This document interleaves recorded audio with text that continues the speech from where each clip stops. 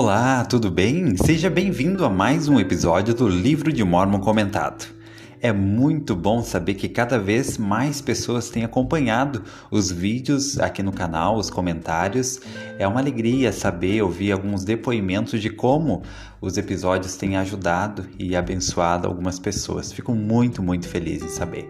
Hoje nós vamos ter um estudo bem rápido, bem objetivo, mas muito poderoso. Vamos estudar juntos 1 Nef, capítulo 8, do versículo 15 ao 38. Tá bom? Então eu estou muito feliz de você estar aqui comigo para mais esse vídeo.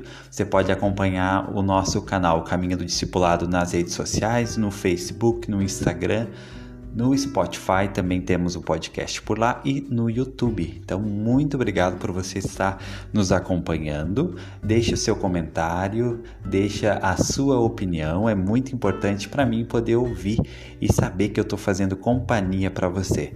Onde você estiver nesse momento, espero que o seu dia seja muito bom e que após esses minutos que nós vamos passar juntos aqui, seu dia se torne ainda melhor. Tá ok? Então, muito obrigado por estar aqui. Vamos agora iniciar. Primeiramente, eu vou ler esses versículos de 1 Nef, do capítulo 8, do 15 ao 38. Eu vou ler todos eles e depois, então, vamos tirar algumas lições e comentários importantes. Temos grandes lições a tirar dos versículos de hoje. Tenho certeza que no final você vai poder ter várias ideias para aplicar melhor esses versículos na sua vida.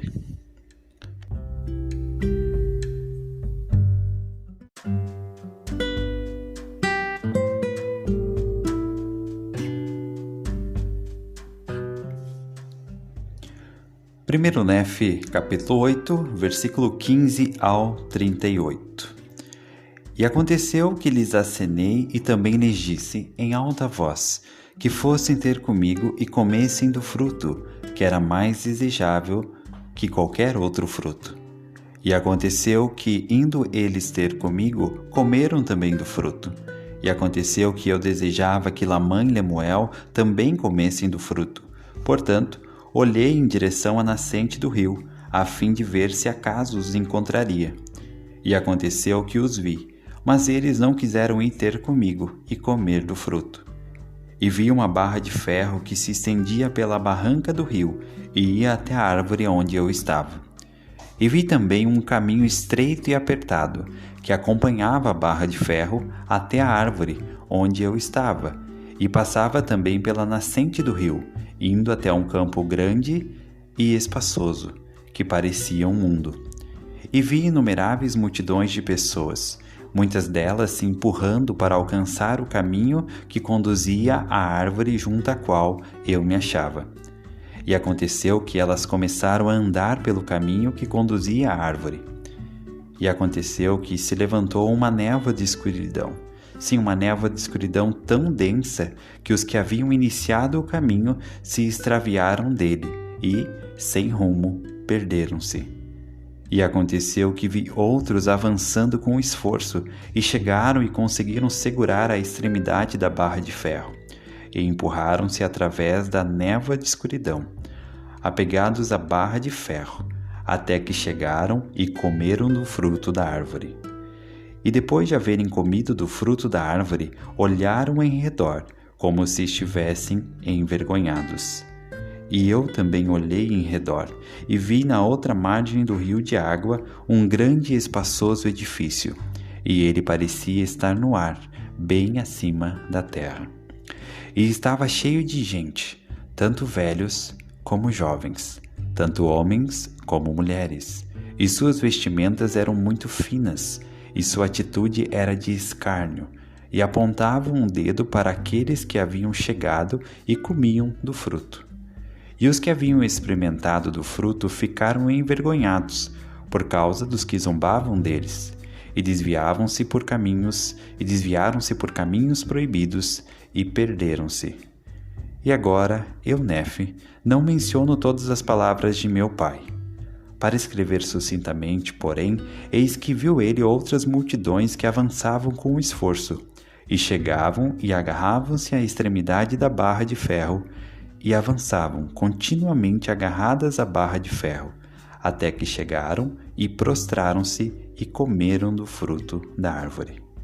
E também viu outras multidões tateando em direção àquele grande e espaçoso edifício. E aconteceu que muitos se afogaram nas profundezas do rio, e muitos outros desapareceram de sua vista, vagando por caminhos desconhecidos. E grande era a multidão que entrou naquele estranho edifício. E depois de haverem entrado no edifício, apontavam-me com o dedo, zombando de mim e dos que também comiam do fruto. Nós, porém, não lhes demos atenção. E estas são as palavras de meu pai. Todos os que deram atenção a eles se haviam perdido. E Lamã e Lemuel não comeram do fruto, disse meu pai. E aconteceu que depois de haver proferido todas as palavras de seu sonho ou visão, que foram muitas, ele nos disse que, por causa dessas coisas que vira numa visão, temia muito por Lamã e Lemuel. Sim, temia que fossem expulsos da presença do Senhor.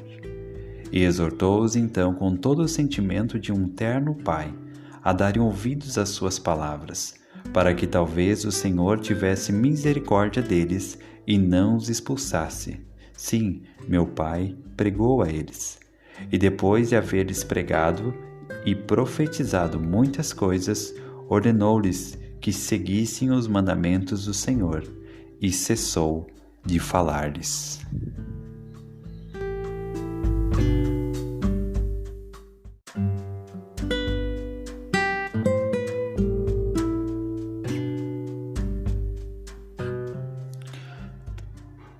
Aqui no versículo 24, versículo 29, versículo 30 e versículo 24 de 1 Nef 8, nós podemos aprender uma lição sobre esforço.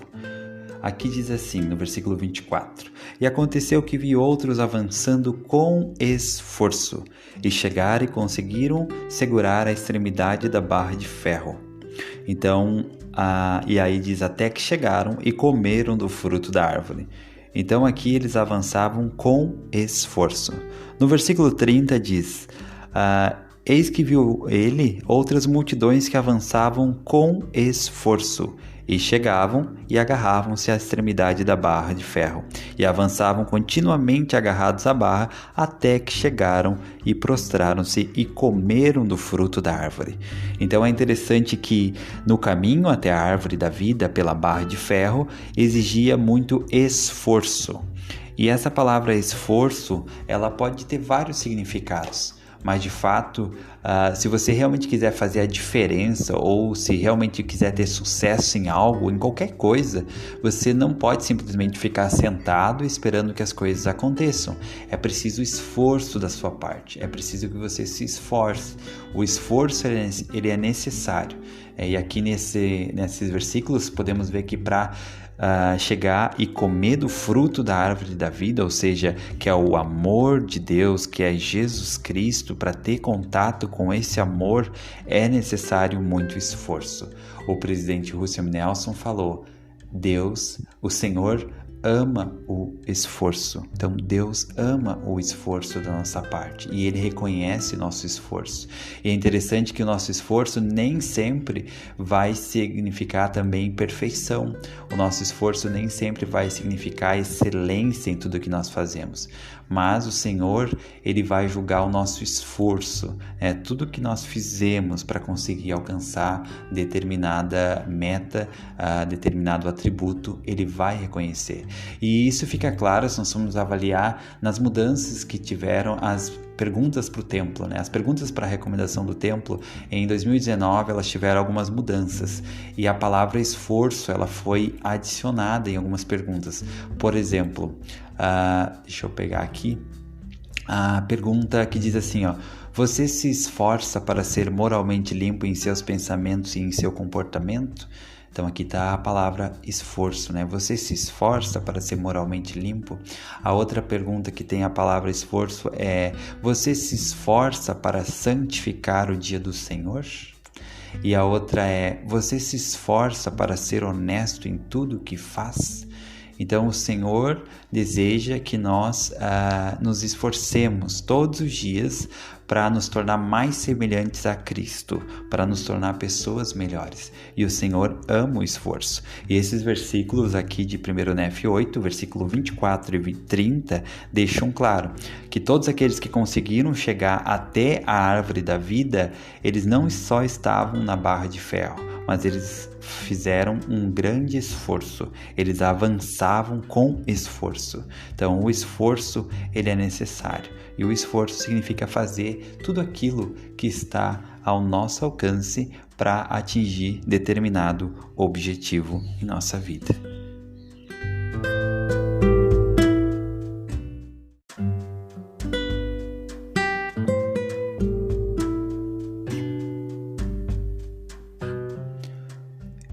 Em 1 Nef, capítulo 8, versículo 26, temos mais uma lição interessante. Aqui diz assim: Eu também olhei em redor e vi na outra margem do rio de água um grande e espaçoso edifício, e ele parecia estar no ar, bem acima da terra.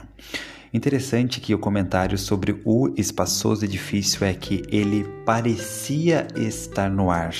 Não deixa certo, ou não deixa claro se realmente ele estava no ar, mas ele parecia estar no ar. Esse grande edifício parecia estar no ar. Quantas outras coisas talvez parecia ser bom, parecia ser legal, parecia ser o melhor lugar para estar, mas ele não era.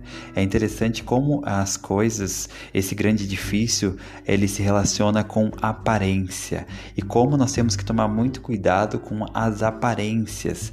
Nem tudo que aparenta ser é. E, de fato, as coisas mais vazias que temos na vida são coisas de aparência. Nós vivemos hoje numa época em que a aparência, ela vale mais, às vezes, do que a realidade como ela realmente é. As pessoas, elas sabem que elas estão seguindo, por exemplo, nas redes sociais, uma vida de aparência, e mesmo assim elas querem seguir aquilo. As pessoas sabem que elas estão talvez demonstrando uma vida de aparência e mesmo assim elas fazem isso.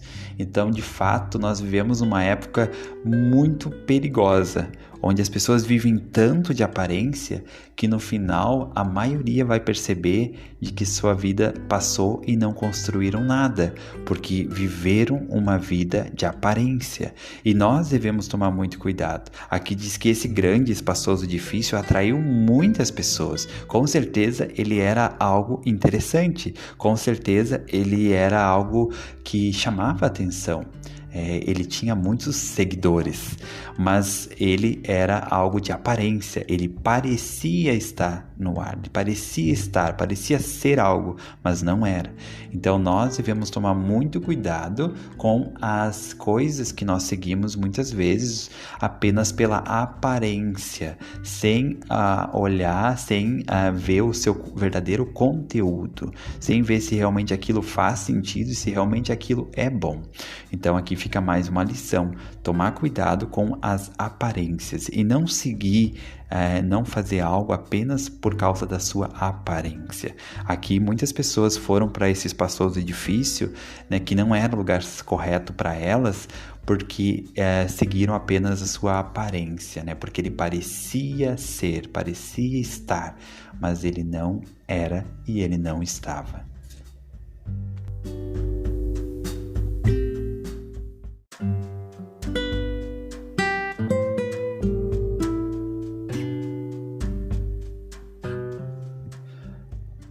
Em 1 Nef 8, versículo 30, nós lemos: Porém viu ele que outras multidões que avançavam com esforço e chegavam e agarravam-se à extremidade da barra de ferro e avançavam continuamente agarradas à barra. Eu chamo a atenção para essa palavra continuamente.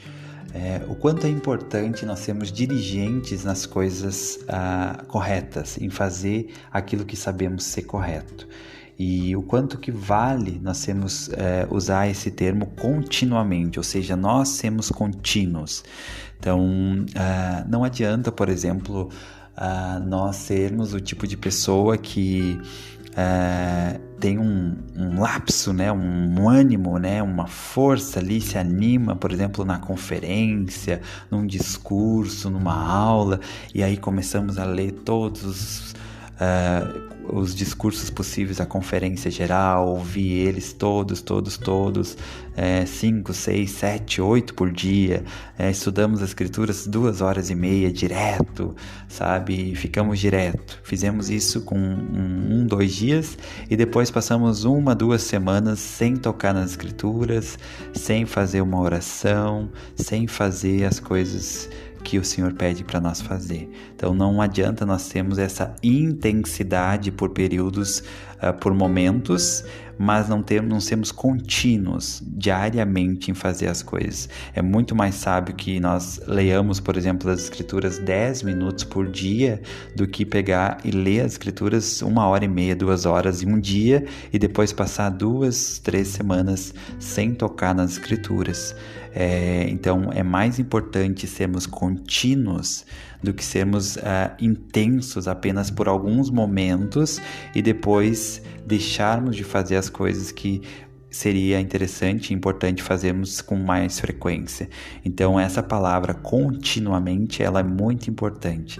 Devemos ter um esforço contínuo para estudar as escrituras, contínuo para orar, para ter orações significativas, um esforço contínuo em estudar as palavras dos profetas, um esforço contínuo em servir no nosso chamado, um esforço contínuo em querer frequentar o templo, um esforço contínuo em se aproximar de Jesus Cristo. Então essa continuidade, ela é muito mais importante do que a intensidade. Nós não estamos numa corrida à distância, uma corrida de velocidade, nós estamos numa corrida de maratona, né? O que o mais importante é chegarmos no final e chegarmos bem. Não adianta eu pegar e sair correndo e correr os primeiros 500 metros como o maior velocista do mundo e depois, a partir dali, eu ir caminhando, ou parando, ou desistir, porque eu não aguento mais, porque eu não estou sendo contínuo. Então é mais importante talvez eu correr numa velocidade menor, mas continuamente até o final, né? Talvez um dia nós vamos ter muita surpresa quando vermos algumas pessoas que prevaleceram no Evangelho, prevaleceram na igreja, que talvez nunca tiveram nenhum momento de destaque, digamos assim, ou de alta velocidade espiritual, mas que sempre estavam ali, domingo após domingo, semana após semana, ano após ano, mas sempre estavam ali. E talvez essas pessoas vão estar em melhores condições do que aquelas que por algum momento estouram, né? E servem e têm chamados importantes e fazem coisas miraculosas, fazem verdadeiros milagres, mas depois acabam se perdendo e caindo pelo caminho. Tá? Então é importante manter a continuidade. Ser contínuo é melhor do que ser apenas intenso, né? Precisamos ser contínuo. Aqui diz assim que essas pessoas que avançavam, elas faziam isso, avançavam continuamente agarradas à barra de ferro. Então é importante guardar essa palavra e aplicar ela na nossa vida. Precisamos ser contínuos.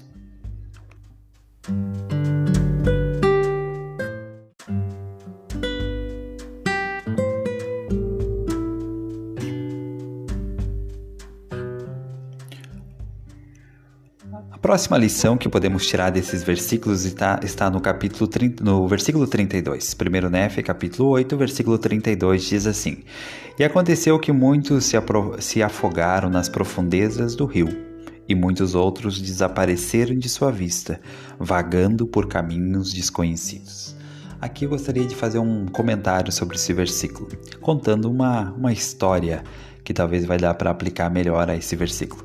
Um amigo estava na praia, passeando com sua família, um passeio de verão, né, na praia, bem feliz, e de repente ele avistou longe, lá no meio do mar, um barco grande, gigante, lindo, aqueles que ele só tinha visto pela TV ou pela internet. Um barco muito lindo. E esse amigo, ele nada muito bem. Então ele pensou assim, poxa, eu vou lá ver esse barco. É a minha oportunidade de conhecer um barco assim. Eu nunca tive uma oportunidade de ver um barco tão grande e tão de perto. Eu vou lá ver esse barco. E ele foi. Ele nada muito bem e foi nadando. Só que a distância foi... Ele foi vendo que era mais longe do que ele esperava, né? O mar às vezes engana. Você olha algo, parece que está mais perto e está bem longe. E foi isso que aconteceu. O barco estava muito longe.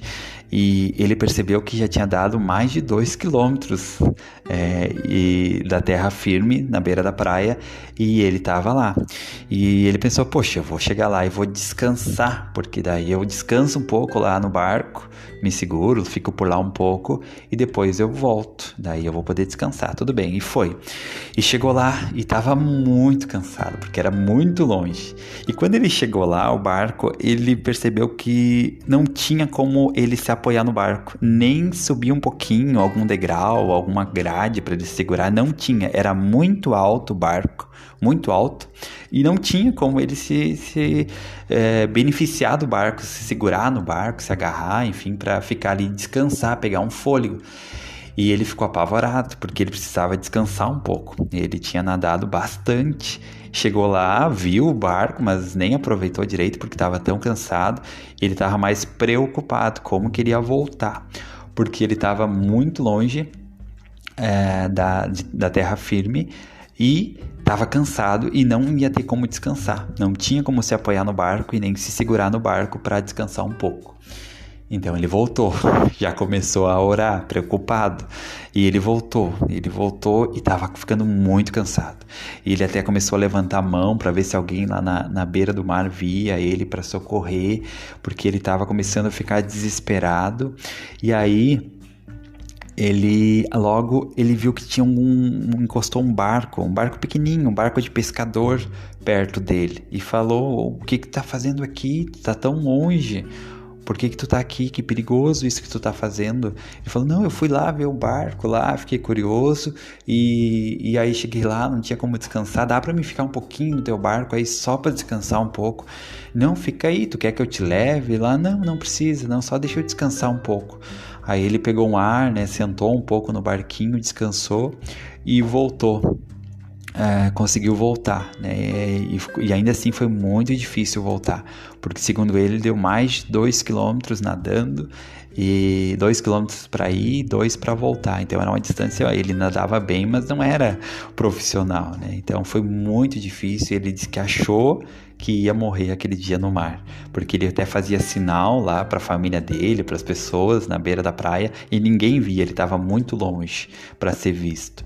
E aí ele conseguiu chegar e muito cansado. Então, como que eu queria aplicar essa história desse amigo, né, com esse versículo? Eu vou ler de novo o versículo e daí nós vamos poder tirar uma lição importante. Versículo 32. E aconteceu que muitos se afogaram nas profundezas do rio, e muitos outros desapareceram de sua vista, vagando por caminhos desconhecidos. Então, esse amigo, ele nadava bem, mas ele decidiu ir mais nas profundezas do rio, né? Ia lá onde estava o barco, por curiosidade, por querer conhecer o barco. Ele se lançou nas profundezas do rio. Mesmo ele sabendo nadar bem, ele acabou quase perecendo, por ter quis ir muito longe nas profundezas do rio.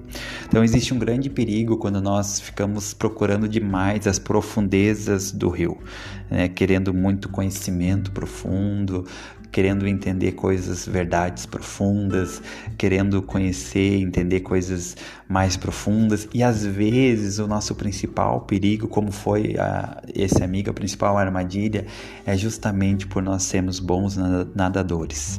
Não é por nós não nadar bem, mas às vezes o fato de nós começar a compreender as escrituras um pouco mais, por ter tido mais experiências em chamados, por ter tido mais experiências na vida, né, ou de tempo na igreja, isso acaba se tornando a nossa armadilha. Esse amigo, ele só se lançou nas profundezas lá onde estava o barco porque ele sabia nadar bem. Então ele tinha uma confiança, ele se lançou nas profundezas. Então às vezes nós, por sabermos nadar bem, por termos um bom nado, nos aventuramos, né? Nos confiamos de nos jogar nas profundezas do rio, de buscar coisas mais profundas. E aí podemos correr o mesmo risco desse amigo. Ele disse que se durante aquele nado ele tivesse tido, por exemplo, uma cãibra, ele teria morrido, com certeza. Ele teria morrido, ele ia ter afundado no rio, iam demorar para perceber que ele tinha sumido, iam demorar para resgatar ele, e ele com certeza teria morrido. Então tudo isso por ter se jogado nas profundezas do rio, mesmo sabendo nadar. Então que nós possamos tomar cuidado de não nos lançar nas profundezas do rio, procurar coisas mais profundas, verdades profundas, coisas que às vezes não estamos preparados para entender nesse momento. Vamos ficar em terra firme. Se esse amigo tivesse ido somente até onde dava pé na água, né, ele não teria se exposto a um perigo tão grande. Então vamos ficar até onde dá pé para nós na água. Até onde que dá pé para mim? Aqui eu sinto eu sinto o chão. Aqui eu sinto o chão. E conforme nossa estatura espiritual for aumentando, talvez nós podemos ir mais para dentro do rio. Podemos ir mais para dentro do rio, avançar um pouquinho mais. Isso faz parte, nós fomos criados para progredir em todos os sentidos, espiritualmente, em conhecimento. Então, à medida que a nossa estatura espiritual for aumentando, sim, podemos dar um passo a mais para dentro do rio, depois um passo a mais. O problema é quando nós nos lançamos nas profundezas sem ter a estatura correta para poder ter controle. Aí nós podemos ser levados pelas profundezas do rio e podemos perecer.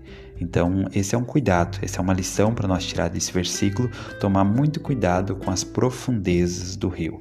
Vamos até onde a água dá pé para nós, vamos até ali e depois vamos tentar então aumentar nossa estatura espiritual para dar um passo além e depois um passo além e depois outro passo. Mas tomar muito cuidado, né, com isso e para não se jogar demais nas profundezas do rio e correr o risco de morrer afogado, espiritualmente falando também.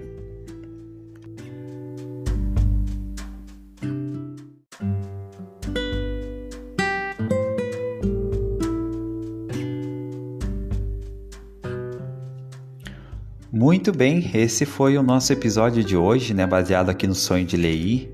Percebam que eu nunca consigo fazer uma cobertura completa de todo o capítulo e o meu propósito também não é dar todo o contexto histórico, enfim, mas é tirar algumas lições. A ideia é se tornar algo bem prático para a nossa vida pessoal, como que nós podemos tirar algumas lições, especialmente de partes que às vezes nós não tiramos, né?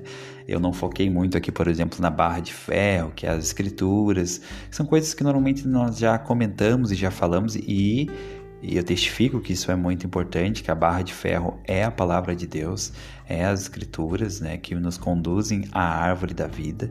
Elas são muito, muito importantes, sabe? Eu sei que se não fosse pela barra de ferro, por exemplo, eu não teria muitas coisas que eu tenho em minha vida hoje, não teria conseguido permanecer no caminho do convênio se não tivesse essa ferramenta preparada por Deus, né, que é a barra de ferro, as escrituras, a palavra dele, para poder segurar e manter firme. Então não toquei muito nesse assunto, mas espero que você tire algumas lições, mesmo assim, desses versículos que nós podemos compartilhar aqui, que você continue acompanhando os outros conteúdos aqui no Caminho do Discipulado, e muito, muito obrigado pela sua participação. Foi uma alegria estar aqui com você hoje e saber que passamos alguns momentos juntos, tirando algumas lições importantes para podermos aplicar na nossa vida pessoal, tá bom? Um abraço e até mais.